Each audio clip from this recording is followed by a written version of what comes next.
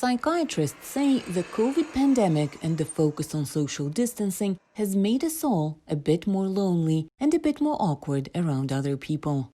Я би хотів найбільше підкреслити це. I would like to emphasize the consequences of isolation and loneliness the most, because it is, no doubt, an extremely important factor that affects both physical and mental health.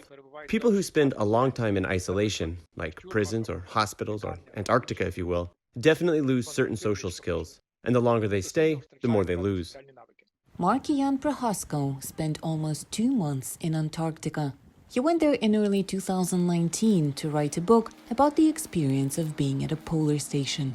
Later, during quarantine, Markian often drew parallels with his time at the South Pole.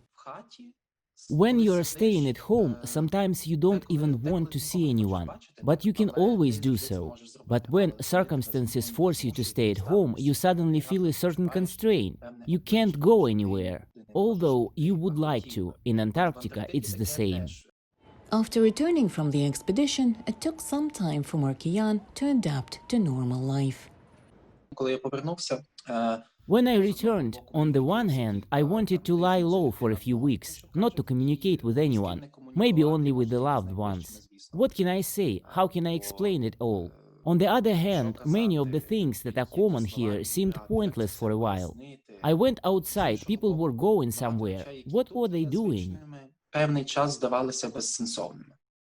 Experts say there is little doubt people will lose certain social skills during the pandemic. Just as muscles atrophy without exercise, communication skills suffer from isolation.